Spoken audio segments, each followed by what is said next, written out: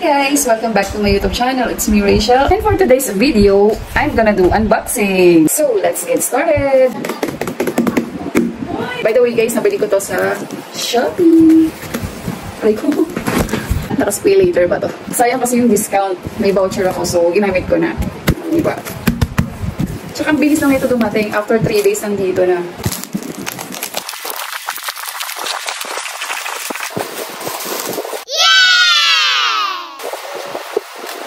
So, ayan, meron yung details dito sa side ng box. Let's see na yung inside. Talaga bang sink na nakarating sa akin.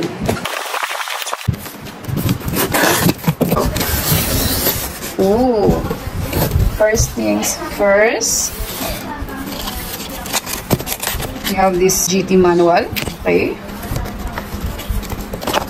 So, ayan yung mga guide tayo rito before first time usage, may instruction and maintenance, may warnings. Okay, good. Hindi ko lang kung ano to. Bracelet. Char. Pakita ko lang sa inyo a little bit yung loob. Para kung gusto nyo umorder, secure naman ang pagkaka-package. Ayan. Okay. Alam ko na kung anong purpose nito. Parang separator. Itong binili kong set ay 4 pieces lang. Meron siyang saucepan, frying pan, deep frying pan, and casserole. So first, eto na nga yun. Yung unang-una ko nakita. Yung kanilang tempered glass lid. Ito talaga yung nagustuhan ko dahil wood yung mga handle niya. At heat resistant siya. At ang kapal na rin ng kanyang pagka-glass. Mabigat siya. Ito na yung saucepan. At least siya yung pinakamaliit. Tingnan naman yung packaging niya. Napaka-safe. Diba? This is so nice. Look at that, guys. Wooden handle. Ang ganda. At yung ginamit talaga ditong material is non-stick marble stone.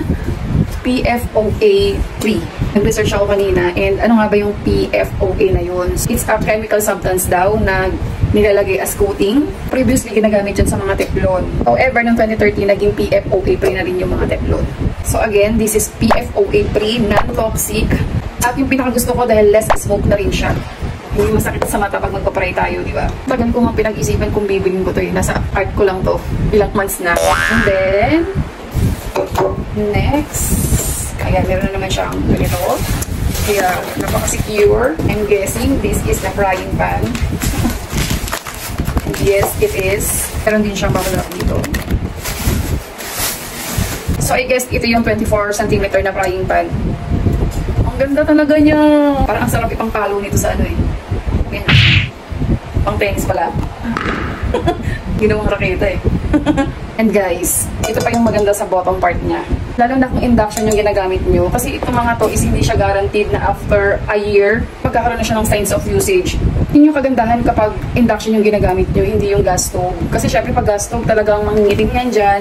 So, nasa sa inyo na yung kung paano nyo siya maaalagaan. So, for me, maintenance is the key. Guys, one thing, pag gagamit ng ganitong mga klaseng cookware, huwag yung gagamitin yung rough side ng dishwashing foam para still ma-maintain nyo yung kanyang quality. And the biggest of them all, another tempered glass lid. So cute talaga this one. Pa-aesthetic lang yung kanyang dating. Perfect. Excited na ako magluto bukas. Start. Okay.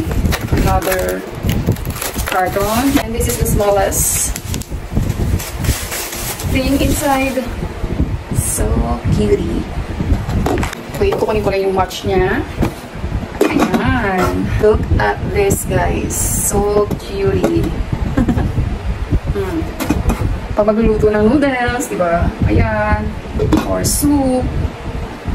Champorado. Pwede na rin. Sopas. Pero bitin sa amin pag ganito kalit pag sopas. Dapat sa malaking kawa.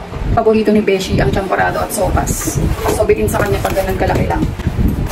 Ayan. Speaking of sopas, nag-request siya. Lutuan ko daw siya ng sopas. Ito na nga yung pang sopas ko.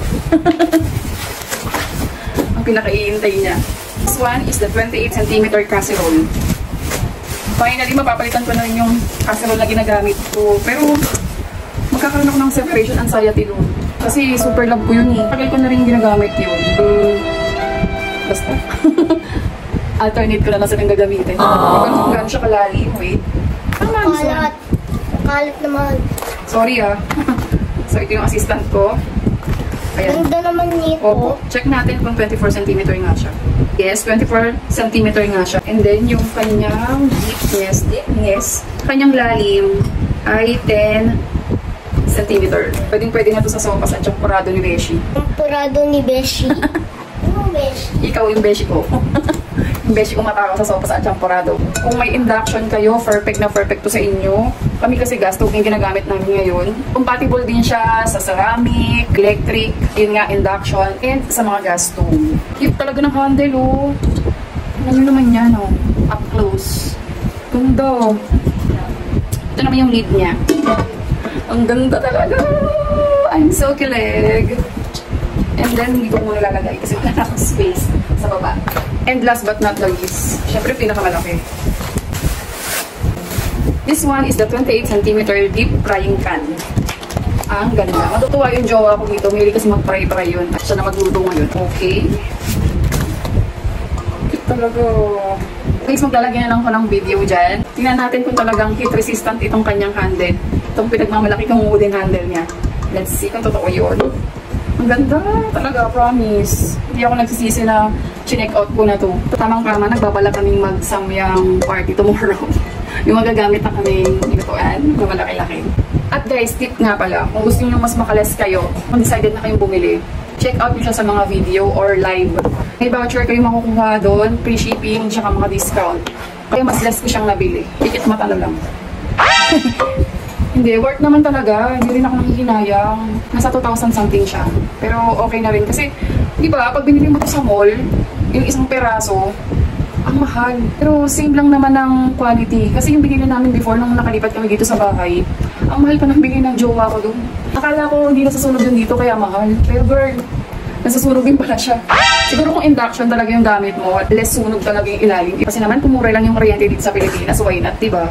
Lalo na ngayon, pataas ng pataas yung electric bill namin. Diyos ko, saan napupulutin ang pambayad doon? Diba kasi pag gas stove eh.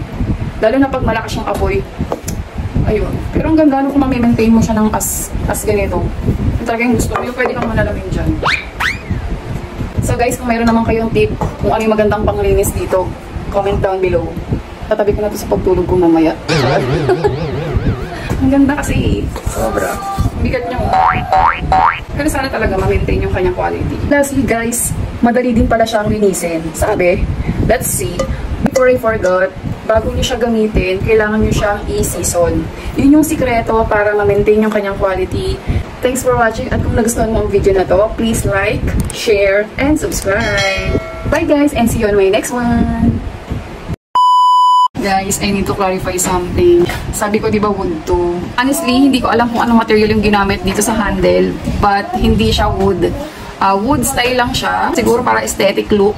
Anyway, okay lang naman sa akin yun. Ang mahalaga, heat resistant to. Have you ever felt? Are you listening? Damn.